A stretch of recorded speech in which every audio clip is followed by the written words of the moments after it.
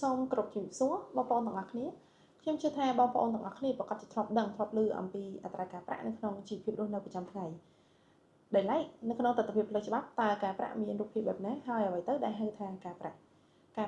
គឺជាការបង្កើតសិទ្ធិលើបំណុលរវាងទំនាក់ទំនងគូភាគីដែលគូភាគីក្នុងន័យនេះយើងសំដៅទៅដល់ម្ចាស់បំណុលនិងកូនបំណុលហើយដូចនេះការប្រាក់គឺជាតម្លៃតបស្នងដែលកូនបំណុលនឹងត្រូវបង់សងមកឲ្យម្ចាស់បំណុលវិញដោយផ្អែកតាមរយៈប្រាក់កម្ចីដើមនិងរយៈពេលនៃកម្ចីការប្រាក់អាចកំណត់បានដោយច្បាប់និងការព្រមព្រៀងរបស់គូភាគីក្នុងករណីដែលគូភាគីមិនបានកំណត់អំពីអត្រាការប្រាក់ទេនោះការប្រាក់ដែលកំណត់ដោយច្បាប់គឺ 5% ក្នុងមួយឆ្នាំដោយឡែកគូភាគីក៏អាចកំណត់អំពីអត្រាការប្រាក់បានប៉ុន្តែមិនអាចលើសពីកម្រិតអតិប្រមាណដែលច្បាប់បានកំណត់គឺ 18% ក្នុងមួយឆ្នាំ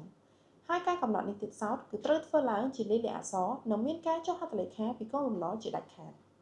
ក្នុងករណីដែលបានកំណត់អត្រាការប្រាក់លើសរួចហើយនោះភាគដែលលើសនឹងត្រូវຕົកជាមោខៈឬគ្មានតម្លៃប្រសិនបើកូនបំណុលបានបង់សងភាគដែលលើសនោះតើម្ចាស់បំណុលរួចនោះច្បាប់នឹងការពារកូនបំណុលដោយការកាត់កងជាមួយនឹងប្រាក់ដើមវិញ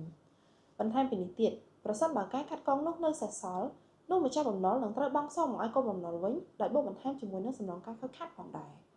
វីដេអូពាក់ព័ន្ធជាមួយនឹងអត្រាការប្រាក់ត្រូវបានបញ្ចប់នៅថ្ងៃនេះសូមរងចាំទស្សនានៅវីដេអូបន្តបន្ទាប់